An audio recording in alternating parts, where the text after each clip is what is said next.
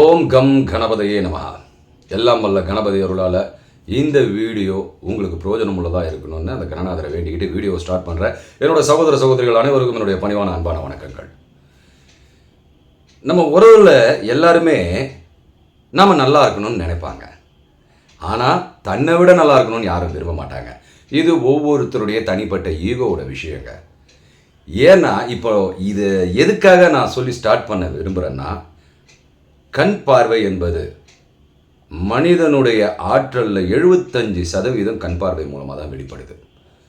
So இந்த கண் பார்வை நமக்கு என்னென்ன பாதிப்புகளை ஏற்படுத்துன்றதை தான் நாம் பார்க்க போகிறோம். அதுக்கு பின்னால் இதை எப்படி தீர்த்துக்கலாம், இதோட ரெமெடி என்னன்றதை ஒரு 4 விஷயமாக நான் சொல்ல போகிறேன். அதனால் இந்த வீடியோவை கூர்ந்து கவனிங்க, உங்களுக்கு யூஸ்ஃபுல்லாக இருக்கும். வாழ்க்கையில் எல்லாருக்குமே நம்ம நல்லா வாழணும் தான் ஆசை. எந்த தடைகளும் இருக்கக்கூடாது. நிம்மதியான வாழ்க்கை அமையணும். இறைவா எங்களை காப்பாற்றுன்னு சொல்லி தான் நம்ம ஒவ்வொரு நாளையும் ஸ்டார்ட் பண்ணுறோம். நம்ம குடும்பத்துக்குள்ளே சண்டை சச்சரவுகள் வரக்கூடாது, பண வரவில் தடை இருக்கக்கூடாது, நம்ம தொழிலில் தடை இருக்கக்கூடாதுன்னு எல்லாருக்குமே விருப்பம் உண்டு. ஆனால் இதிலெல்லாம் சில சமயங்களில் தடைகள் ஏற்படும். கர்மவினை ஒரு பக்கம் இருக்கட்டாங்க.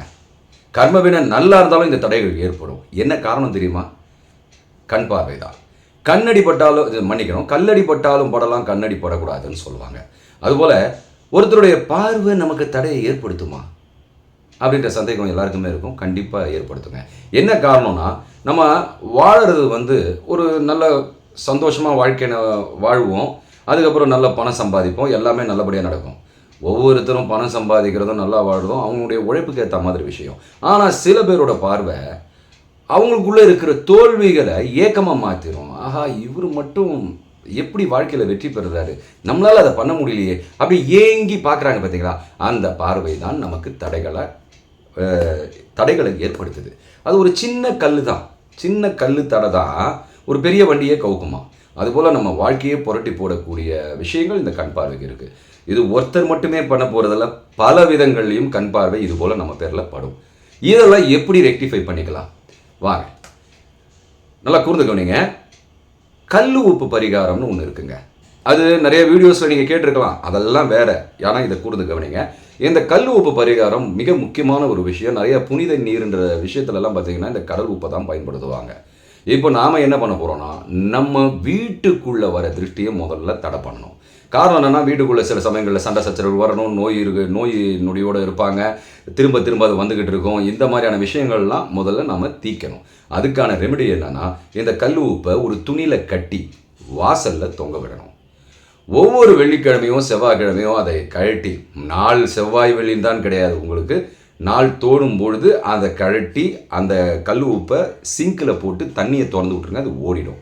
இதுபோல் அந்த திருஷ்டியை கழிச்சிக்கலாம். ஒன்று. இன்னொன்று என்னன்னா, நீங்கள் ஒரு சின்ன எலுமிச்சம்பழம், ஒரு தனிப்பட்ட கண் பார்வையை தடுக்கிறதுக்காக ஒரு எலுமிச்சம்பழத்தை உங்கள் பேக்கெட்டில் வச்சுக்கோங்க. அதில் கரும்புள்ளி இல்லாமல் பார்த்துக்கோங்க. அந்த எலுமிச்சம்பழத்தை பேக்கெட்டில் வச்சுருங்க. உங்கள் நாள் முழுக்க காரியங்களெல்லாம் முடிச்சுட்டு வீட்டுக்கு வர வழியில் சும்மாவான ஒரு முச்சந்தி தான்றது இல்லை, அது நம்ம ஏதோ ஒரு பொருள் பட சொல்கிறாங்க. ஆனால் நீங்கள் என்ன பண்ணுங்கள், அதை உங்களை தலையை சுற்றி வலது பக்கம் 3 முறையும் இடது பக்கம் 3 முறையும் சுற்றி கீழே போட்டு காலால் நெசுக்கி 2 பக்கமும் செதற விட்டுட்டு வந்துடுங்க. ஆனால் மற்றவங்களுக்கு அது பாதிப்பு ஏற்படுத்தாத இடமா பார்த்து அதை செய்யுங்க. ஏன்னா நம்மளோட திருஷ்டி அடுத்தவங்களுக்கும் போகக்கூடாது இல்லையா? அதை பண்ணுங்கள். அது நம்மளுடைய கண் பார்வை, நாள் முழுக்கப்படுற கண் பார்வைகளை நமக்கு தடுத்து விட்டுரும். 3வது, இதே கல் உப்பை தான் ஒரு கைப்பிடி எடுத்துக்கங்க, பக்கெட்டில் போட்டுக்கங்க. வாரத்துக்கு 3 தடவை இதை ஃபாலோ பண்ணுங்கள். அந்த தண்ணியில் குளிங்க. இந்த உப்பு தண்ணியான என்ன ஆகும்னா, நம்மளை சுற்றி இருக்கிற அந்த நெகட்டிவ் எல்லாம் ரிமூவ் பண்ணிடும். கல் உப்புக்கு அவ்வளோ பவர். அதனால் நீங்கள் இந்த கல் உப்பு பரிகாரத்தை வாசலில் கட்டுறது மட்டும் இல்லாமல் இந்த தண்ணியில் வாரத்துக்கு 3 நாள் ஒரு கைப்பிடி கல் உப்பு எடுத்து போட்டுட்டு குளிச்சு பாருங்கள். சூப்பராக இருக்கும். உடம்பு வலி எல்லாமே போகும். இதெல்லாம் நான் அனுபவித்தது. 4வதா, திருஷ்டி சுற்றி போடுதல். இது எல்லாருமே பண்ணுறது உங்களுக்கு நல்லாவே தெரியும், சகஜமான விஷயம். இந்த திருஷ்டி கழித்தலில் இந்த கற்பூர ஆரத்தி என்ன பங்கு வகிக்குதுன்னா, வீட்டில் நம்ம விளக்கு ஏற்றுறோம். எதுக்காக ஏற்றுறோம்? அந்த ஜோதி வடிவம் என்ன பண்ணும், நெகட்டிவ் விஷயங்கள் எல்லாம் தன்பால் இழுத்து அதை சாம்பலாக்கிடும், பஸ்வமாக்கிடும். அதுபோல தான் நம்மை உட்கார வைத்து நம்மை சுற்றி கற்பூர ஆரத்தி காட்டும் பொழுது அந்த நெருப்பு நம்மை சுற்றி இருக்கிற அந்த நெகட்டிவ்ஸ் எல்லாத்தையும் உறிஞ்சி அதுக்குள்ளே பஸ்வமாக்கிடும். இதுதான் கற்பூர ஆரத்தி. இதை நீங்களும் பண்ணிக்கலாம். உங்கள் மனைவியை பண்ண சொல்லலாம், உங்கள் அம்மாவை பண்ண சொல்லலாம், உங்கள் மனைவிக்கு நீங்கள் பண்ணலாம், உங்கள் குழந்தைகள் மனைவி எல்லாருக்கும் நீங்கள் பண்ணலாம். இதுபோல் மாற்றி மாற்றி பண்ணிக்கிறது நம்மளுடைய கண் திருஷ்டியை தடுத்து நமக்கு ஒரு சந்தோஷமான வாழ்க்கையை கொடுக்கும். நம்ம சந்தோஷமாக இருக்கிறதுக்காக தாங்க பூமிக்கு வந்திருக்கிறோம். சில விஷயங்களால் தடைகள் ஏற்படும் போது இந்த மாதிரி பண்ணி அந்த தடைகளை தீர்த்துக்க தான் பார்க்கணுமே தவிர இந்த குழப்பங்களுக்கு யார் காரணம் எது காரணம்னு போட்டு மண்டையை குழப்பிக்கிறது இல்லை. அதனால் எல்லாரும் ஹாப்பியாக இருங்க, வாழ்க்கை வாழ்வதற்கு. நன்றி, வணக்கம், ஜெய் ஹிந்த்.